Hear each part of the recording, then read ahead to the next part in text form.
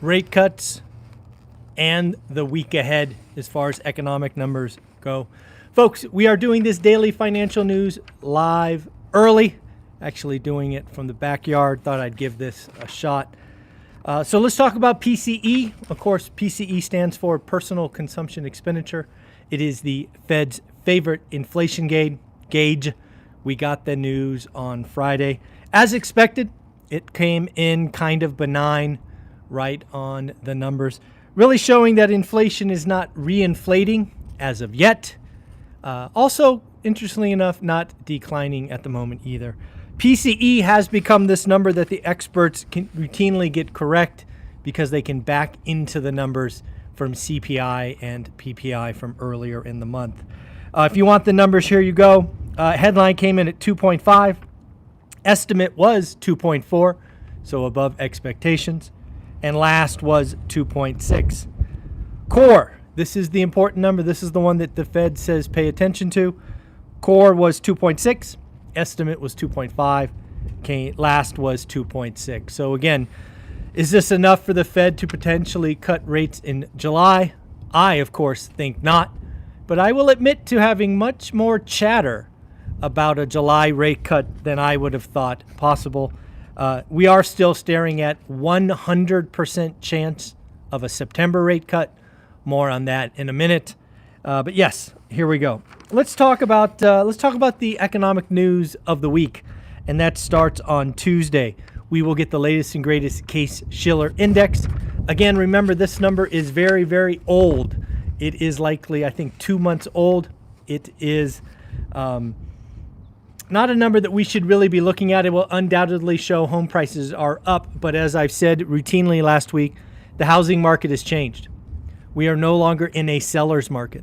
The numbers we will get from Case-Shiller on Tuesday represent a seller's market, and we are today in a buyer's market. So let's not forget where we are. We also get consumer confidence, and then the first of 3 jobs numbers. We will get what is often called the JOLTS report. Will we go below 8 million in job openings, or will we stay above that?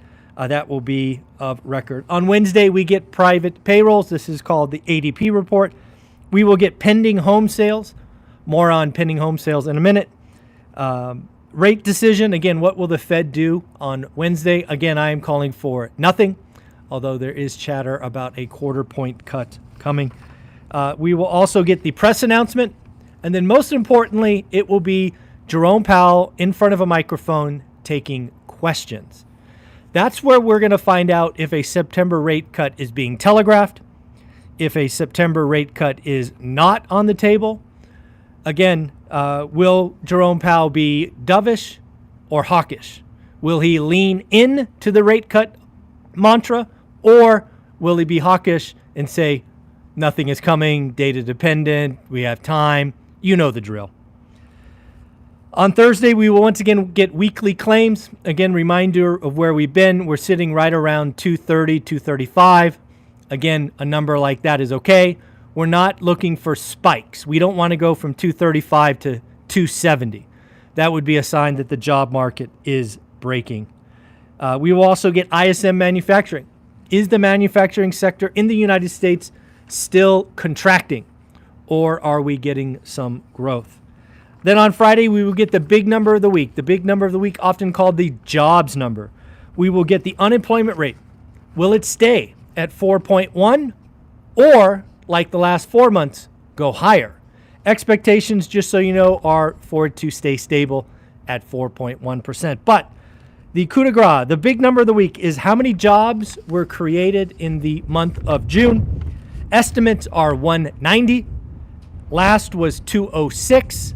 I do want you to remember that the last several months, this number has come in high, but the number's been dirty. We've lost full-time employment. We've gotten part-time employment. So a very tough picture to paint. Monday, we do get earnings from McDonald's. Tuesday, Procter & Gamble, Starbucks, AMD, JetBlue, and Caesars. And then on Wednesday, we'll get Norwegian, Meta, and ARM. Really looking forward to Starbucks to get any insight of what's going on overseas. Looking at Caesars for what's going on with entertainment. McDonald's, what's going on with the consumer. Let's talk about pending home sales. I told you we were going to talk about that in more detail. I cannot believe, absolutely cannot believe, that the experts have pending home sales up month on month.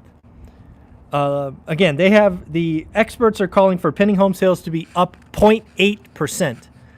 I want to be clear. I'm going to be putting one of these out there that if I get this wrong, I will, of course, wear the swing and a miss t-shirt. But I'm going to wear the nailed it t-shirt if I get this one. And what I want to talk about here is pending home sales, I'm going to guess, are going to be down 2%.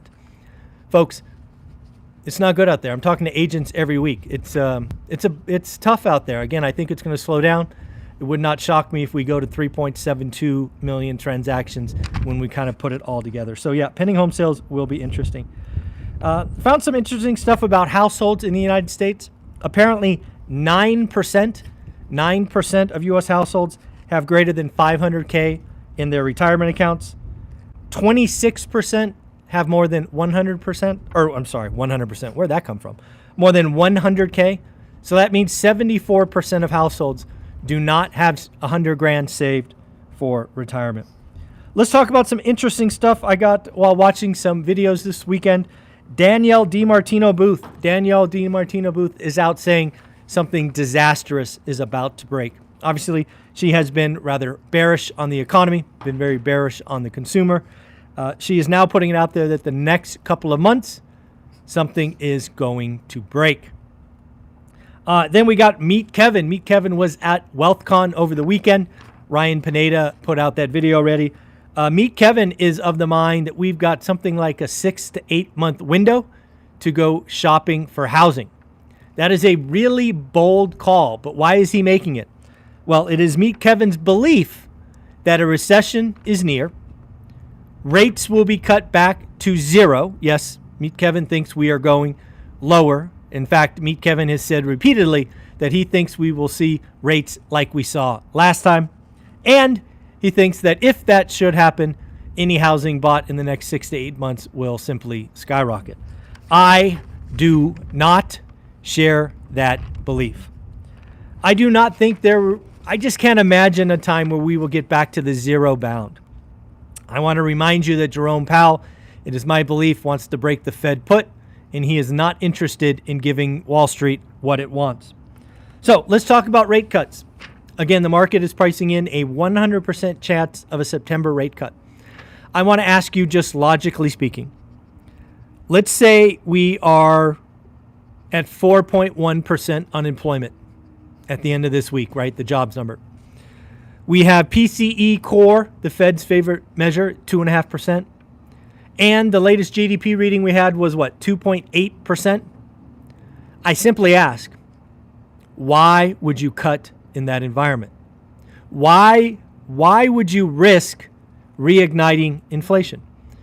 Because if Kevin is right and we cut rates and the economy spins up again, the animal spirits get wild, what was the last 9 months about? What was the last year about? Why would we repeat the errors of the early 80s? Please go look at the charts.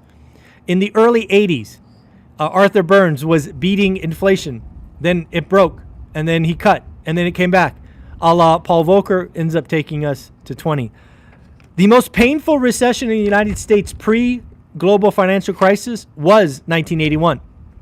Why would we want to risk that again? So, lots of stuff going on, folks. I do want you to know that if you are part of our school community, 2 things. 1, if you want to come to the Las Vegas event, folks inside the school community have already been given the link to buy tickets. We will release the ticket to the wild on August 1st, but I wanted the folks in school to have a chance to buy early. And then second, today is Sunday. So you have accountability group number 2 kicking off at 12:30 Pacific, 3:30 Eastern. These typically go 90 minutes. Bring your questions. In the past, we have gone through inspection reports. We have talked seller financing. We've talked deals. It is a buyer's market, folks. This is the time to do the work. Get in groups. Get around people doing the work. And again, folks, I do want to apologize for doing this daily financial news live early. We got it going right around 6:30. That is because I have some family duties that I need to take care of, and I won't be available at 7:30. And then lastly, David, congratulations on getting your golden ticket. It will go out in the mail today. Folks, if you don't know what this is how I congratulate you. When you get your first deal, I send you a golden ticket. If you get your second to nth deal, I will send you a black card per deal. Do me a favor, folks. Join school. It is $20 a month. Get around other folks doing the work. Get a part of accountability groups. Watch Millionaire Discussions.